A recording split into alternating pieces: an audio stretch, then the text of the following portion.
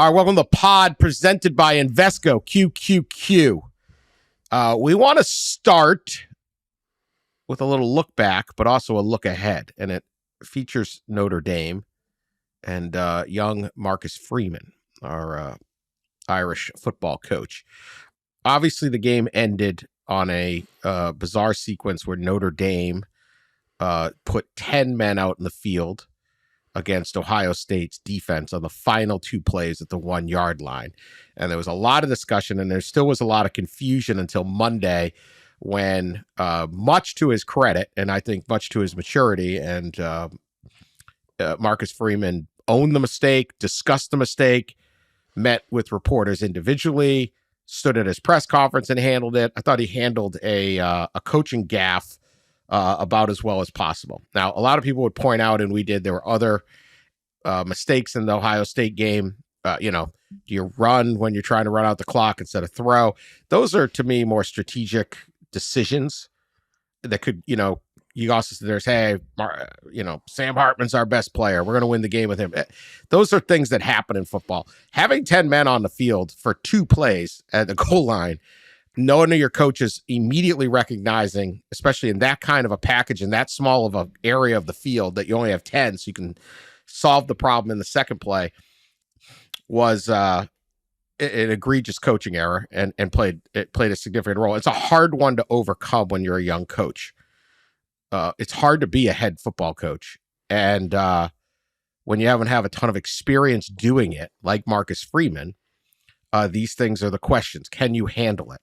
He is hardly the first young coach to mess up the end of a game. It's just rarely are you in position where you're learning it at Notre Dame with, we'll see what the ratings come out, but I am fairly confident this will be well over 10 million people will be watching, especially at that time of night. Yeah, they came out, I believe, right? Oh, did early it? Return. It was 10 million, peaking at 14 during the last sequences of the game. Right. Brian Kelly learned to coach at Grand Valley State. Yeah. Now, he won 2 national titles, but who the hell knows what happened in year 2 there? Brian Kelly, I think, is one of the best game coaches. But here's the thing. Brian Kelly never came close to beating a team like that. He was 3-11 against top 10 teams. So Marcus Freeman has other attributes, and he's hired for those. Can you get Notre Dame to the point where you're blowing a game? That's better than just getting blown out, right? And so this was the thing. Now, just for the record, because it's pretty interesting when you go through this scenario, because it's a pretty uncommon scenario. So Freeman said the first play, no one noticed, and that was complete failure. And then no one noticed they were lined up that way again until almost just before Ohio State had gotten in their formation. Now, the defense can only sub if they have the time to sub. And if the offense had subbed, then the referees will stop the game. Notre Dame could get somebody in. But at that point, the only option was to run the defensive lineman in, at which he would not have gotten across the line of scrimmage. And had Ohio State run a play and he not made it over the line of scrimmage, it would have been a free play, offsides, right? Yep. So the real option was you have a signal to alert your defensive captain to cause an offsides. Just jump the line and hit an Ohio State player. You have to touch an Ohio State player to cause the offside. And Notre Dame did not have that in place. And that's what the failure was. They now have it in place, as you'd imagine. So that was the explanation. I thought it was interesting. He really broke down all of it. I think it speaks a lot to why so many people at Notre Dame are really rooting for Marcus Freeman to work, and why people around the country are rooting for Marcus Freeman to work. And you hope this isn't a mistake that gets you. I recall Kirby Smart having some tough calls early in his career when he was learning. I think it was a fake punt against Alabama. 2017, yeah. Yeah. Nobody's saying that anymore. So it's a process, right? And I think what's interesting, that's the backstory, and I'll let both you guys talk about it. But then going forward, they have pretty much the game of the week against Duke. And Notre Dame is really good. And Notre Dame could still make the playoff if a lot happens and they win out. They still get USC. They still get Clemson. They got Duke. It's a pretty good schedule. And if they're 11-1, they're going to be a contender on this, but they got to be 11-1. He needs to show, as big as last week's game for Marcus Freeman and Notre Dame, he needs to show that last week's game will not impact this week's game the way last year's loss to Ohio State impacted the next game, which was a loss to Marshall.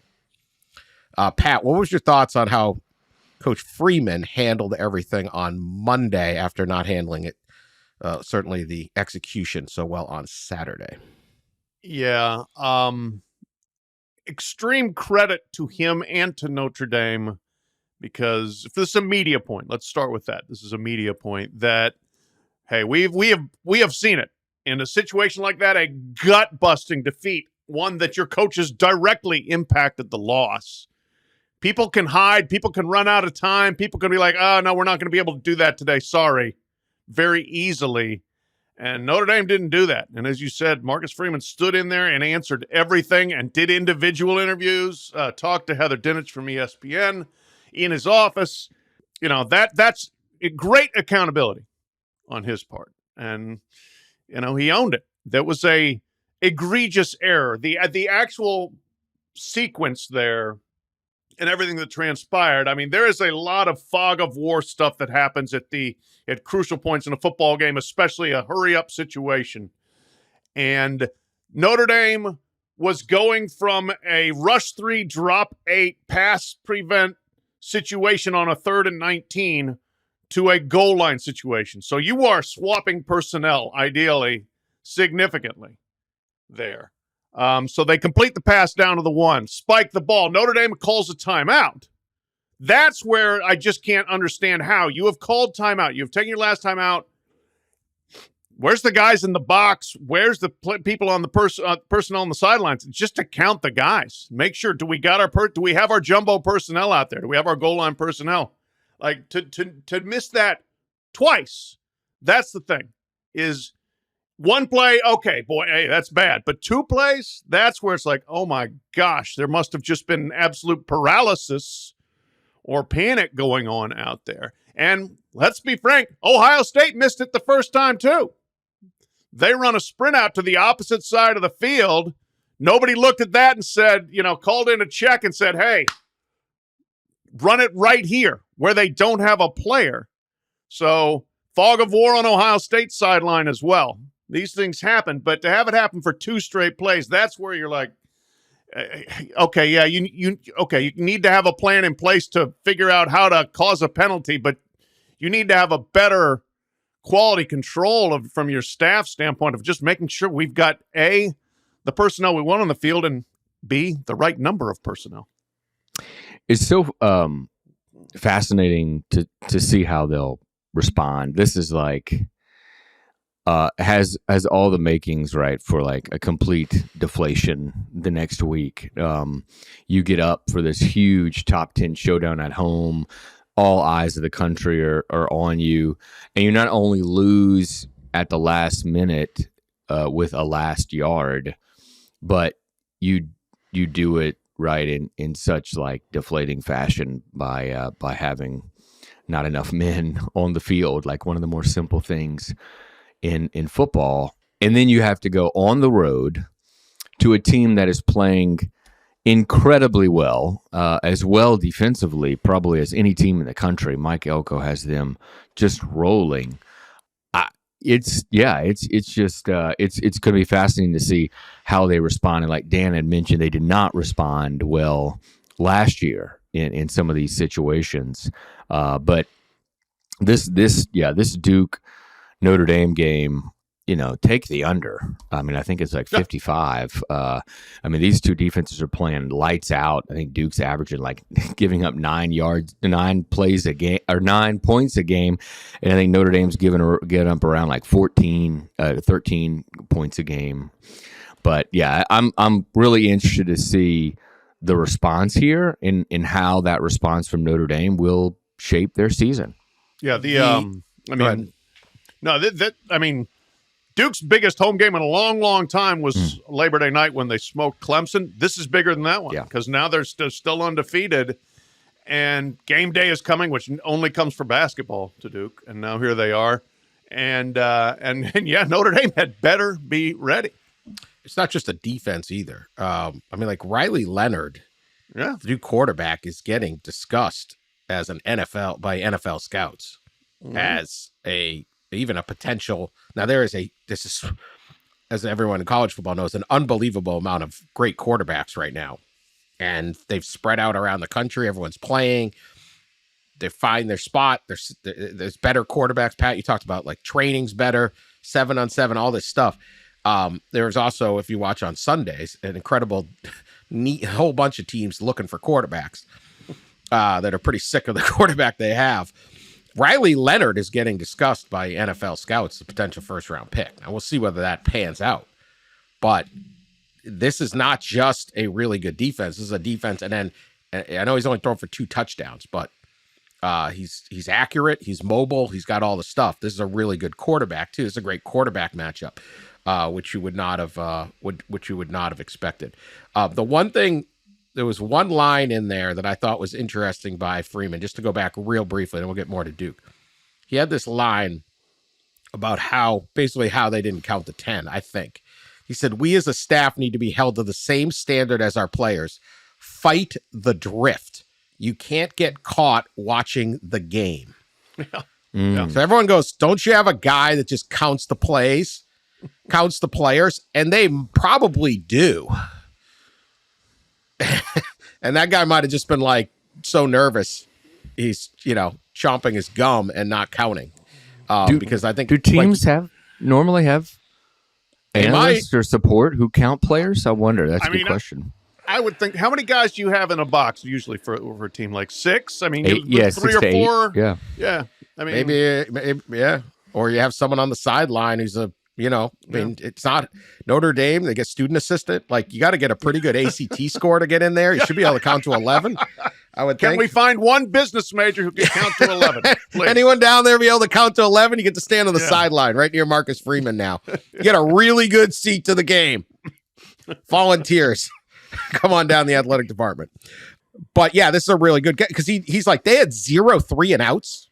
They had no penalties. They ran for 176 yards against Ohio State. Like, they should have won that game. Duke, though. Duke is very good. Mike Elko has done an exceptional job. Anytime we're even talking Duke, someone's doing a great job. That is an athletic-looking team that we saw against Clemson. Like, you're like, wait, this isn't Duke. Yeah.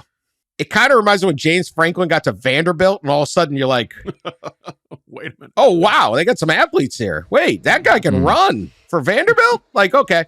They didn't look like Vanderbilt. This doesn't look like Duke. Interesting thing. There's one job opening right now. It's at Michigan State. Michigan State has got a lot of money. They got Big Ten money. We talk about the Big Two and the rest, right? They could be freed up from this massive deal. There's a lot of Spartan fans really interested in Mike Elko.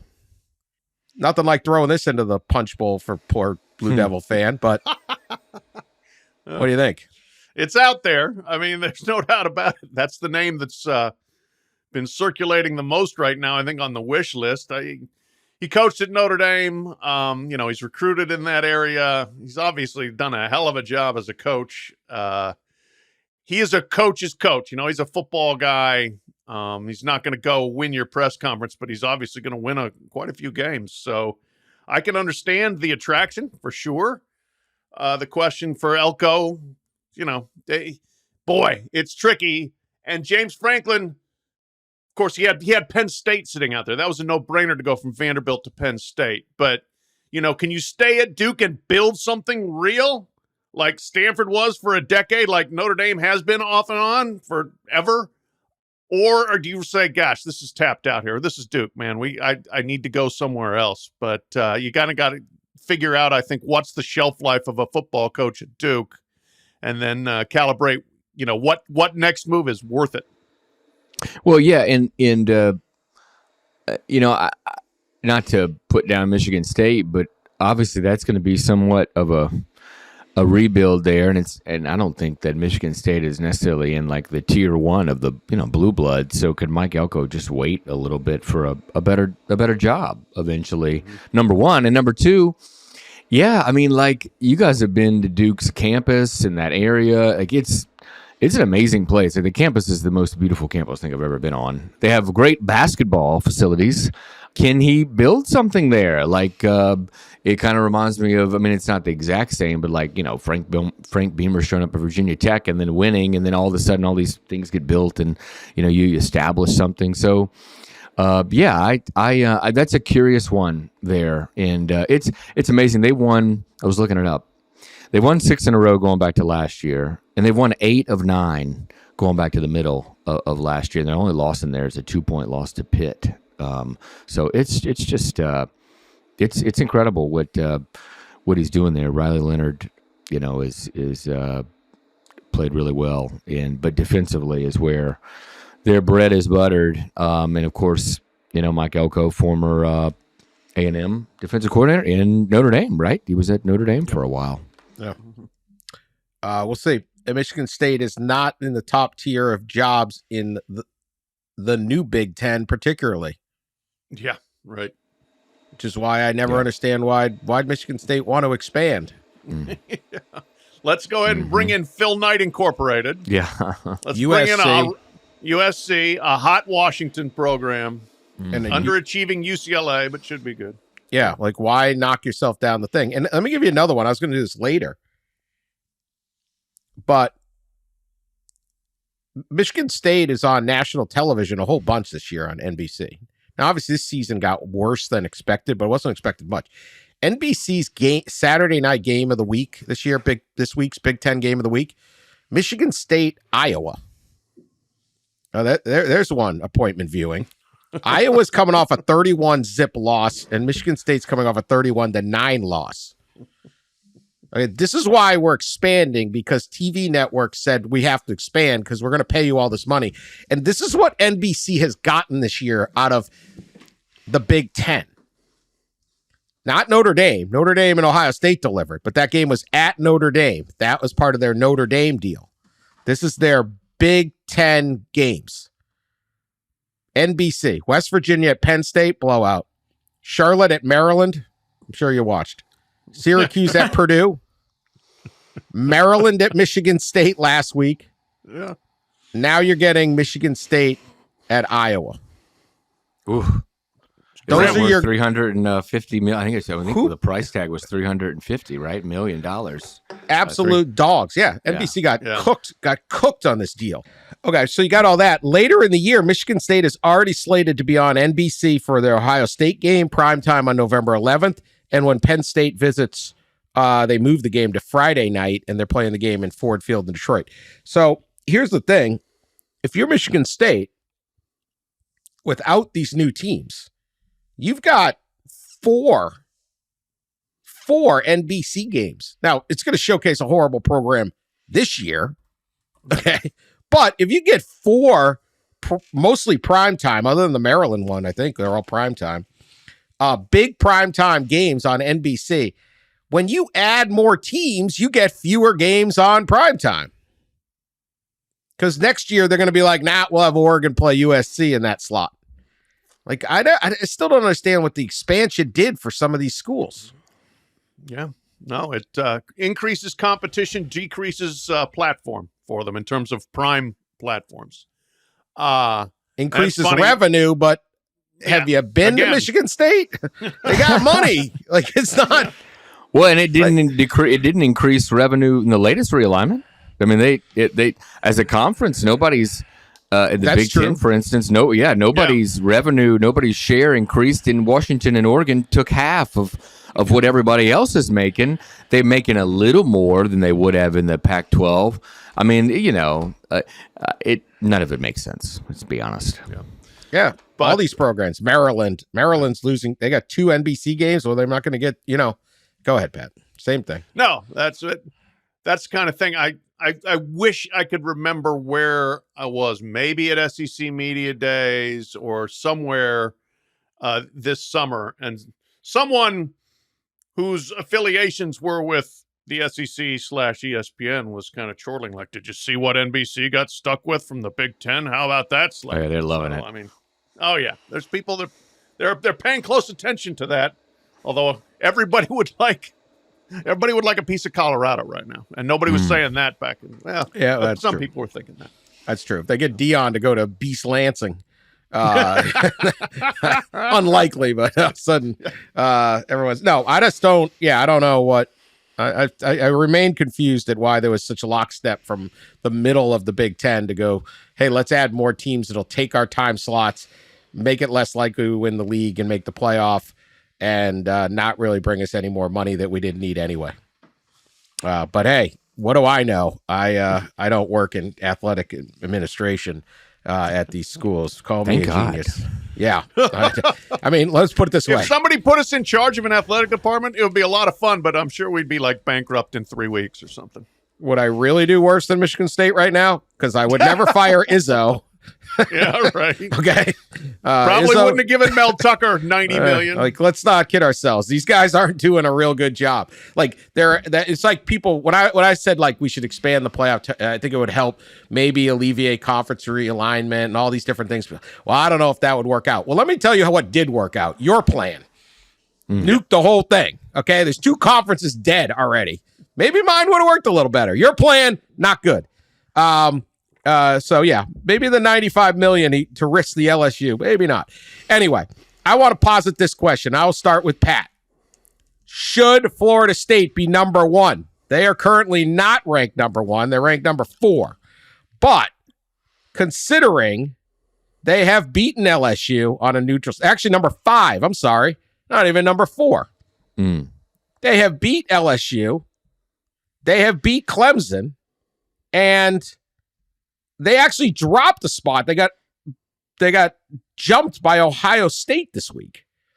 Now, if we're going to look, this is the top. Georgia has a victory over South Carolina. They're number 1. I get it. It's Georgia. They're going for 3 straight. I get it. Relax, dog fans. Michigan's done nothing. Played no one. They're number 2. Yeah, I get it. Won the big, beat Ohio State quite. Didn't beat them this year. Texas has a victory at Alabama. They're number 3. Ohio State now has the victory over the undermanned Irish and the Holy Ghost. They're 4. Florida State has the best resume, and they're 5th. Now, far be it for me to understand the polling process of our fellow sports writers, but like, is it too much to have the courage to just say, hey, Georgia, hey, Michigan, yeah, you haven't proven it this year yet. We'll sort it out. I mean, this is a non-binding thing. Well, that's the thing. This is a long time pet peeve of mine. And vote based on what you have seen happen this year, not what you thought coming in.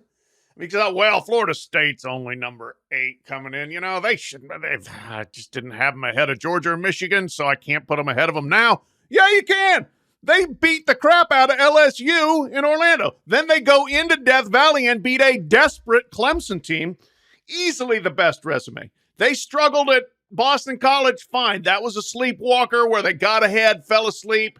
They're looking ahead to Clemson. Whatever. They have the best resume. They absolutely should be number 1. I haven't put Georgia or Michigan in my playoff bracket yet. I do a playoff bracket every week in the 40-yard dash. Why should I? What have they done? Those 2, USC hadn't played anybody yet. Oklahoma hadn't played anybody yet. Big names, big laundry, famous uniforms and all that, but they haven't done anything yet, so why put them there? And to your point, Dan, it's not like you can't change it once they do play somebody. Georgia's finally going to play on the road this week. They're going to play at Auburn. Probably should win, but we've all been to Auburn. We've seen the atmosphere there. You win down there, a little bit more respect. Michigan is going to Nebraska. 80+ thousand people in the stands. Nebraska's not that good, but still, go leave the big house and do something. Now we can talk. Until now, what's the point of having those 2 ranked ahead of Florida State? Yeah, it's my pet. It's one of my pet peeves too. I wish we'd start the season with the old blank slate. Don't look at the past. Don't look at preseason polls. I do that with my top 10. I mean, in our latest top 10 at Yahoo, here's the teams that I have outside of the top 10, not included. USC, Georgia, Michigan. Here's teams that are in our top 10. Duke, Miami, Oregon, So, I mean, they've done things. I mean, you go through, and I have Florida State at number one. I think Florida State is the two best wins together, right? At Clemson against LSU at a neutral site. Ohio State's my number two team. I think they have the best single win, right, so far this season at Notre Dame. My number three, Washington, not the great. Their best win is probably at Michigan State. I mean, it's not great, and we're seeing that now, but man, they just look so good, and they at least traveled to a Power 5 program. I mean, most Power 5s do not have that, and then I have Texas and Utah to round out the top 5. But yeah, I try to look at best wins and good wins and try not to look at the past. But I have been getting shelled by the Georgia fans. They are up my you-know-what. Where are the dogs, Ross? I think that's it. The dogs. It's just people not willing to, just relax. I mean... Right. Who cares what the rankings are on September 26th? Play somebody. You haven't played anybody. Yeah. It's okay. Some years you do. Some years you'd benefit from this. Some years you don't. Remember, Georgia was going to play Oklahoma. Remember? So they were going to. They were going to play Oklahoma. Yeah, they played Notre Dame. No, Georgia doesn't duck games. It's just it didn't work out because the SEC basically canceled the game against Oklahoma. Yeah, it happens. Yeah. I love the Miami choice. Yeah. They're playing great, and that Texas A&M after they really control Auburn last week looks better, and they have cooked everybody and then handily beat A&M. How about Fresno State? Yeah, I know. Yeah, I know. Hey, you know what? I was tempted. 29-0 they beat Arizona State. USC gave it 28 points. Yeah. To Arizona State. Yeah. I'll tell you this. We're going to get to this maybe in a minute if we have time. But a 12-team playoff this year, Fresno State's number 12. Buckle up. These guys are good. This is a good football team, man. And so you go, well, they won at Purdue and they won at Arizona State in a shutout, and they've crushed. They barely beat Eastern Washington. They crushed Kent State. That's better than what Michigan's done. Do I like Michigan over Fresno State? I do. Yeah. I don't know how you do the whole poll. I was tempted to put Fresno in instead of Miami, or put Washington State in instead of Miami. Both of those teams have looked good and have pretty dang good resumes, actually. Washington State beating Wisconsin and Oregon State. Yeah, not bad. Yeah. All right, we'll be back after this message. All right, Ross, you are in Chicago for more playoff meetings. What's the buzz out there that are starting now? They're still trying to figure out this playoff for next year. Dan, they are talking about guardrails. Okay. No, not really. They might get to that later this week. Here in Chicago, staring at my hotel room now at the Big Ten headquarters here in Rosemont, a Chicago suburb. So because of the realignment, they're considering changing the 6+6 12-team playoff model. And I think the biggest potential option or the most likely option that does have a wide array of support in the room is the 5+7. Basically, you're just removing one automatic qualifier that would go to a conference champion, and you're adding an at-large berth. So 5 automatic qualifiers for the 5 highest ranked conference champions and 7 at-large berths.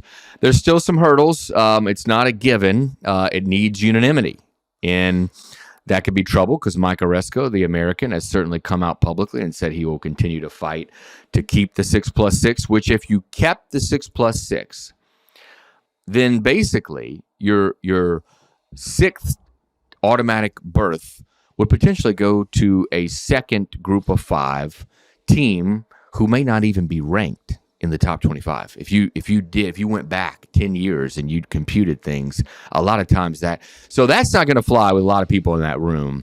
But Oresco's going to fight for it. And then there's George Kliavkoff, who was supposed to be here, and still has a vote. And the Pac-2, right, is exploring ways to rebuild and stay together, maybe even a 2-team conference for at least 2 years. The NCAA would recognize it for at least 2 years. That there's a bylaw where they can take 2 years to get back up to 8 members. So is there going to be a 2-team league. How does that work? Does that impact some kind of playoff format? Does that impact the change to the 5+7? So I went back, though, and I computed the last 10 years what a 5+7 playoff would look like each year. And I did the figures and did the math. Now, this is a flawed model, okay, because I included all the teams that are moving into their new league. I included them in their new league in all these calculations. So like Oklahoma, a couple of the years actually won the SEC's auto bid the last 10 years. So it's a little flawed, but here's some of the numbers. I think they're pretty eye-opening of what a 5+7 would mean. The SEC would have gotten, there's 120 qualifying spots, 12-team playoff, 10 years. SEC would have gotten 38 teams qualified for the playoff. Big 10 would have gotten 35. Big 12, 17. ACC, 14. The group of 5 would have gotten 12, one each year. They got no at-larges. So the SEC and Big 10, and Notre Dame, by the way, 4. Notre Dame would have gotten in 4 times. So the SEC in the Big 10 combined for 73 spots out of the 120, about 61% of the spots would have gone to 2 conferences. And that's what happens when you have an 18-team Big 10 and a 16-team SEC that includes Oklahoma and Texas. We're consolidating the big brands, and so, of course, they're going to dominate, right? So that was kind of fascinating to compute those numbers. I don't necessarily expect a decision out of Chicago here this week. Could it happen? Yes. It's a 2-day meeting. It should wrap up tomorrow evening-ish, probably. So, it'll be an interesting, as one person put it to me last month, this should be an easy decision just to go to 5 and 7. It makes sense. If you have one fewer league, especially one fewer power league, you go to 5 and 7. But as one of the commissioners said, there's nothing easy with this group. That's the truth. And, the big complication there is, of course, as you said, you have to have unanimity. And that's the thing that's coming off the books, right, Ross? That it will no longer need unanimous votes to change. Right. So you need unanimity only for a certain amount of change, or certain changes. You need unanimity for revenue changes with the revenue distribution model, which they already changed. You need unanimity, and in the format, you need unanimity of all the 11. But that's only, like you said, for 2 more years, right? The contract, all this ends after the 2025 playoff, and there's not a new contract. Right there's nothing starting in 2026 and beyond. So actually, the thought is, if you have a block of commissioners, whether that's George Kalivkoff, whether that's Mike Oresco and others in the group of 5 who block this change from 6+6 to 5+7, do the big boys say, okay, that's fine. In 2026, you're not with us. Yeah, Right. That's going to be the risk. Be plenty of conference room strong arming going on there. But this again, if they would have done this right to begin with and not let the contract get to this point, but again, and these are the people that are in charge. That's the amazing thing. And you talk to them individually. Oh, that's a smart guy. And then you get the self-interest together and the log jams, and it's just like, oh my God, you people can't do anything for the betterment of the whole.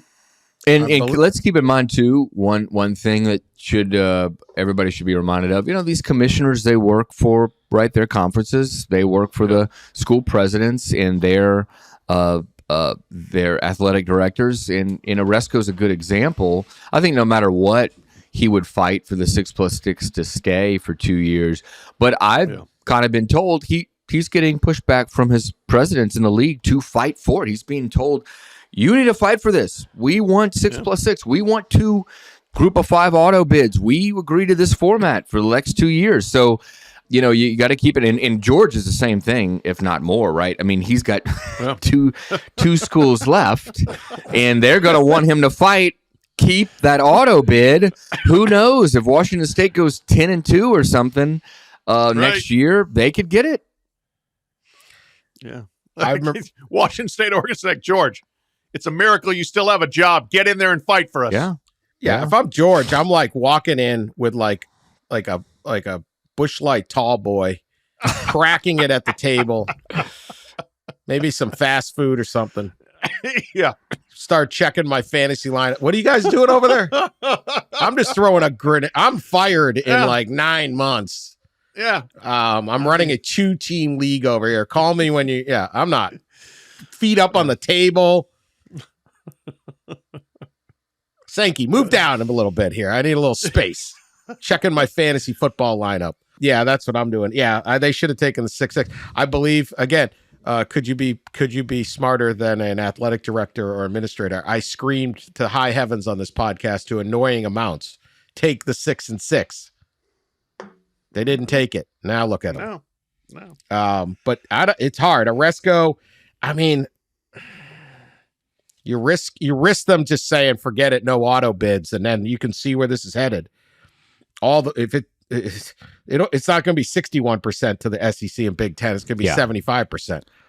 So a note about what Which a 5 plus suck 7 for the sport. Would suck for the sport. Yeah. What a note about a 5 plus 7 over the last 10 years. The numbers I've crunched, I failed to mention.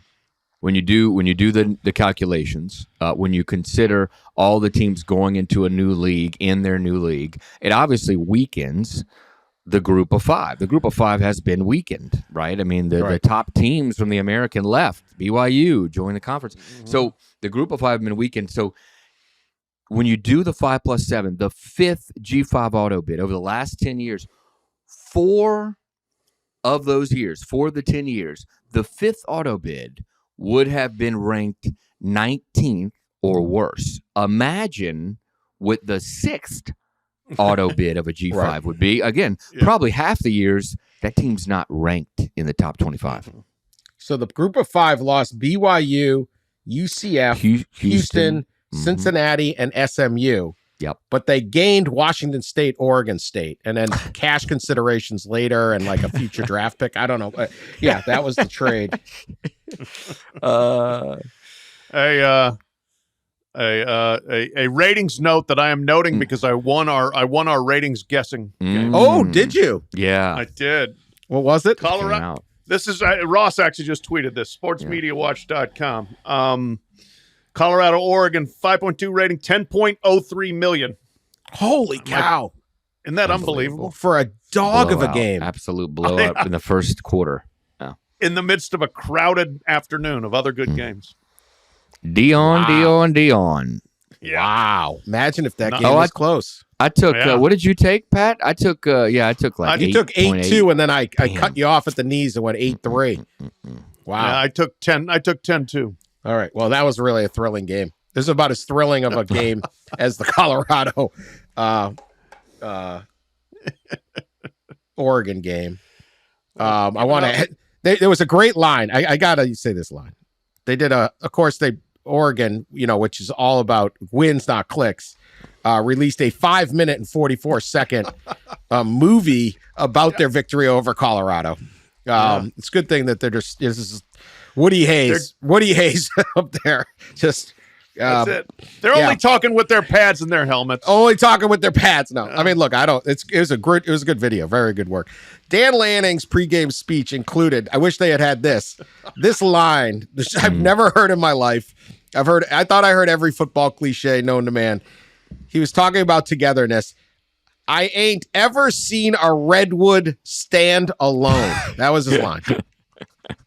Pacific Northwest coaching accent. I was like, wait, what? I was like, I guess you're right, because why would you plow the air? Like, that's how the forest process was. I have a contest. I'm going to contest that. I stayed in Eugene in an Airbnb. Was this when you were on the bus? In the neighborhood. Yeah, before I was on the bus. Yeah. In a neighborhood where there was literally a standalone, one big tall redwood in the middle of the neighborhood. I took a picture. Really? Actually. Yes, and I have it on my phone. It's in somebody's yard, right in the middle of this neighborhood. So Dan Lanning, get your facts straight, buddy. Dan Lanning, right there in his own town, sits on a throne of lies. He said, He just said he ain't ever seen one. He didn't say it existed. Apparently, and he went on further. This was very interesting, like botany kind of thing. The redwood strength is its roots because it ties to the other tree's roots. That's why they grow so tall. Yep. I did not know this until Dan Lanning brought it up, so I appreciate that. But apparently, what I love is Ross says he took 2 city buses to get to his. Were you at a hotel or you at an Airbnb? No, Airbnb. Yeah. Oh, that was why you couldn't get there. So, and then all of a sudden, people were disputing it. And then everybody was. He had like his disputing bus what? ticket that you took 2 buses. What the hell? Why would I lie about that? God, People conspiracy dispute anything in this country. People dispute anything. They're like, you didn't Jeez. walk that far. If you took 2 buses, you did it wrong. You could have walked the whole way. Taking the number 8 express right to odds. I don't know. You know what? Did I keep my bus ticket? I think I thought you had I like may a have- map online about where I do. you I have a walked. map, but I also have pictures from the bus. I I have know. 2 but pictures that could from be the any bus. bus. How do we know what a city bus in Eugene looks I like? should have kept That's my right. damn bus ticket. I may have. I'm going to rummage through my bag after we're done. All right, put it I'll show online. 'Cause them. There's Yeah, I'll people show calling them. fraud on us. Ongoing saga. It really is. I'm going to Did start Russ taking the really bus to every game. My next game will be probably Texas, Oklahoma. I'm going to take the bus there, too, Oh, in boy. Dallas. You know what? You might need to, because getting to the Cotton Bowl, getting to that state fair, Yeah. oh, boy. Worth it when you get there, but it I ain't love easy. when they have public transportation to sporting events. Usually it's a subway if you cover pro sports. College sports, not so good. No. Smaller cities. There are buses sometimes, but like you said, took 2 buses. Like you would think that they'd have a bus run right to the stadium, right? Yeah. You would think. Like what's going on in Eugene on, 7 Saturdays a year? Well, let's have the downtown express, right? No, apparently not. I don't know. Anyway, Ross has seen a redwood stand alone. Dan Lanning, Oh, yeah. we wait your response. I want the address. I want to let's give me the address after the show. We don't want to it's probably something we don't want to. Of it. Do you have a picture of it? Yeah. Yeah, he said he took a picture. Tweet the picture out at Ross Dellenger. And then, and we can Google map it and show that it's a real thing. Anyway, these people are crazy. All right, I want to do this. What if the 12-team playoff was this year? There it is. Okay, we have 4 team. There it is. What? Just There it text is. to me. No, Where'd you take I'm showing it on the Zoom. Look. Oh, I'm Look not at that looking at the redwood. Zoom. Look at that thing. Is that a Right in the redwood? middle of somebody's yard. What is wrong with that tree? There's a big gap in it. Well, I don't know. That's That's not a redwood. Is that That's a not redwood? a redwood? Yeah, huh? I think that's just a big tree. I don't know No? what a redwood looks like. I don't They know. got Let no me see- redwoods in let me see this thing. I've been to the Muir Forest in California. I know a redwoods redwood. in Detroit. No, I don't think that's a redwood. Damn it. Scratch Sorry. all of Just a that. big Dan tree. Lanning didn't lie. It's just a big tree. It's a big tree. A big tree, tree. but not a redwood. Yeah. Coast boy, this Redwood- southern coast boy, he doesn't know what a redwood is. I just see a tall tree. I'm like, redwood. One more victory for Dan Lanning. That's He's right. about Dan wins, not Lanning's- clicks. You're doing it for clicks, calling random trees redwoods. The mighty redwood. Do not disrespect. Do y'all see the Wow. video that Oregon, you may have mentioned it. Did you mention it earlier, Dan? The video that Oregon put out? Oh, yeah. Yeah, the Oh, movie. my- It's oh, not- my I'm not a God. video. It's it's almost 6 minutes long. Unbelievable. They put closed caption to the trash talking of Colorado Oh, it's players Yeah. on the field pregame. It's Martin yeah, it's Scorsese incredible. did this thing. Yeah, It's fantastic. Brilliant. Brilliant.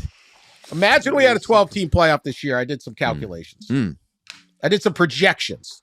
So don't hate me if I got to project a little bit. I use the rankings, but obviously we can't just do with the rankings now because there's not going to be 5 Pac-12 teams in this thing. All right. This is what I came up with. So I'm projecting a few victories, losses, but hate me for whatever. Just imagine what we would have this year. And I went with the AP poll at the top. Georgia 1, Michigan 2, Texas 3, Florida State 4. And when I go through this, you'll see how imperative it is that this little committee ditches their bowl buddies and gives the quarterfinals to home sites. Because this could be let me give you your 4 home sites in the Not gonna quarterfinals. happen, Could Dan. be Not gonna Georgia, happen. Michigan, Texas, and Florida State. The bowl industry is screwing you people again. You're going to come my way eventually. Yep. Imagine quarterfinal sites at Georgia, Michigan, Texas, and Florida State saying, no. That University of Phoenix Stadium is just So much better of a place to watch a game. Georgia wouldn't like to have Penn State come in between the hedges. Not when you can go Let's play. Let's go to Hard Rock Glendale. Stadium, surrounded by parking lots, and it's much better than the big house. Come on. Like, seriously. Anyway, I know they're not going to do it. I know. They took too much money from their cronies. Dan, if you keep crapping on the Bulls, they're not going to send you free stuff. They send me nothing. They hate me. You know how I knew the Bulls were corrupt? The Sugar Bowl sent me this Christmas gift. This was X number of years ago. It's the 75th anniversary. They sent me this huge package shows up. It's this Christmas gift from the Sugar Bowl. And it's this huge coffee table book, and it retailed for like $60 or something. It was the nicest gift I got that Christmas. The most expensive gift I received that Christmas was from the Sugar Bowl. And I literally sat there and go, how much money do these people have? Mm-hmm. Yeah. And then I started looking, and I've been waging a war on them for 15 years over that. So don't send me a gift, because you don't know what it might spur. I don't sit there and go, hey, that's nice of them. Go, what? How corrupt is this? Why am I getting a gift from these people? Turned out they gave gift to us. They weren't doing a whole lot of their little charitable contributions they were claiming. It's interesting. Anyway, bowl industry screwing us out of some great home games, but that will change when everyone sees this. Okay, here's the first round. Oregon hosts Fresno State. How'd you like that one? Look out, Doc. Alabama, 11 seed Alabama at number 6 Ohio State. Oh, yeah, that wouldn't do well. That wouldn't be fun. Oh, no interest in that. Yeah. Or it could be LSU. I didn't know Bama. Yeah, whatever. One of those two in the shoe? No interest. Yeah. Number 10, USC travels to Washington. So that would be kind of a rematcher, but whatever. I do have LSU here. Number 9, LSU at number 8, Penn State. Fantastic. That's what I got. If your team got screwed out of my thing, it's get a life. You created a Big Ten fever dream there. You got Alabama playing in Columbus and LSU playing in State College in the winter.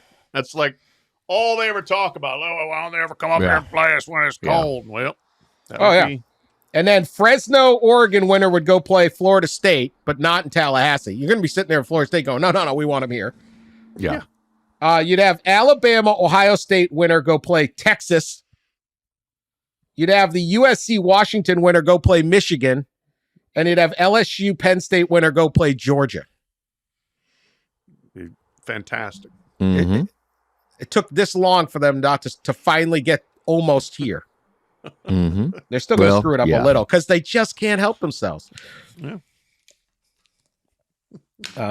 I think that would be pretty exciting. It's going to be wild next year. It's going to be wild. It will be wild. And that, that's the thing. And we've been talking about throughout this season. Like, the interest is going up right now. Wait until next year when we get this. I just can't even believe what the interest level is going to be nationally. Yeah. All right. We have one other good coach's comment. There was some concern that the Florida was kicking off at noon against Kentucky this weekend. So some industrious reporter down in Kentucky, early game. They hate the early games in the SEC. Asked Coach Mark Stoops, Wildcat coach Mark Stoops, if he was worried it would affect the crowd from showing up. Mark Stoops, I have great confidence the people of Kentucky can get up very early and pound some beers. Why would you disrespect this great state and people? Pat, agree? Oh, the state of Kentucky can get up and pound some beers. Are you kidding? And look, if that's a concern, go out to Colorado where this will be another 10 a.m. kickoff this week, and they're up at 8 pounding some beers. But in Kentucky, look, this is what your derby training. You fall back on that, right? In difficult times, you fall back on your training, your conditioning. Everybody who's been to the Kentucky Derby, you get up and pound some beers. So noon kickoff, not a problem, especially when the Gators come in. They'll be ready. They'll be pounding some bourbon early. All right. Finally, we do celebrate other national championships here. Much of it brought to us by the Sickos Committee. It's a great follow online. I did not know this was a sport. We're not talking about like volleyball and stuff. We know that's a sport. there was something called the College Blade Sport National Championship. Blade sport. And it involves getting a machete and hacking wood. I don't know how you score. You've seen this video. Pat, you sent it to us. Cletus Johnson of Texas Tech is the national champ in blade sport. You cut different things. Like, it looks like they hack, like, I mean, everything. Ropes, wood, like they roll balls down a thing and you got to hit it on the number with the machete. Pat, what is this sport and how concerned are you? I mean, breaks glass with it? How do you get good at this? That's a good question there. Chopping wood. Concerning one. Cletus. But if Cletus Johnson from Texas Tech, if that isn't your blade sport champion, I don't know who should be. Cletus. I mean, that is on brand. Cletus Johnson from Texas Tech. They don't have a lot of trees out there, though. You can find some wood, man. You can get some sagebrush or whatever. Hack away at it. Bet they don't stand alone. Oil rig. Very good point. Very good point. No, this is our perfect, like, on brand. This isn't like where you had those, like, dairy agrarian national champions from, like, Rutgers and stuff or Cornell. No. This is on brand. Texas Tech should win the Blade Sport Championship. Unless it's somebody from Florida, since they have all the machetes down there. Ross, scared of this thing? Yeah, I'm scared of it. I don't understand it either. I don't know. Is there a sport for everything? My God, I'm going to championship for everything. Okay, I this mean, video crazy. Dude, yeah, the video, there's like 5 people, it looks like, sitting under like an awning or whatever, watching this dude. It's like at a town park, and there's like a trailer in the back. Some people are having like a couple beer, like a cup of coffee or something. Man, there's a broom. The guy who's the judge has different colored socks. I'm going to tweet this out at Dan Wetzel. It's sponsored. It has a corporate sponsor, Smoky Mountain Knife Works. Oh, perfect. Yep. Absolutely. And then it looks like he hacks a tennis ball and, like, is that a ping pong ball? Like, what? I don't know. Also, Blade Sports. There's a couple other sponsors. I don't know what this is. I don't. Clearly not a big attendance.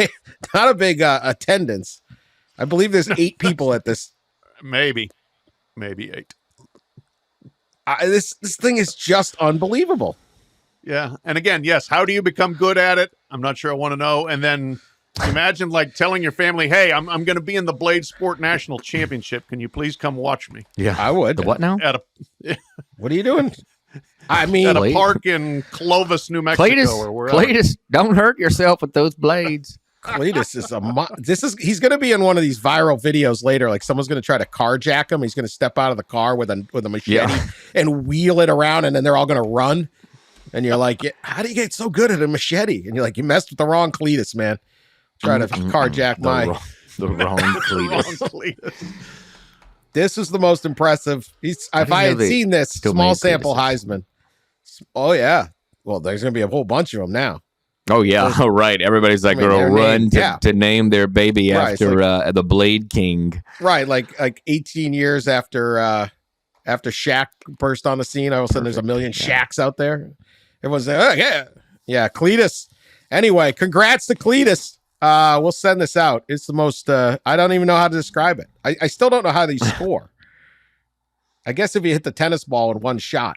I mean, you imagine they're rolling a tennis ball and a ping pong ball, and you take a machete and cut that thing in one shot. That is some serious. That's pretty skillful. All right hand. He just, the left hand just sits there. Yeah. Yeah. All right. Well, clearly that's our show. We'll be back, race for the case, later in the week. We'll talk some more games and get on with it. Appreciate everyone listening. Continue to support us, telling your friends about us, sharing us on social media, leaving nice reviews, all the things I usually mention. And we will talk to you later.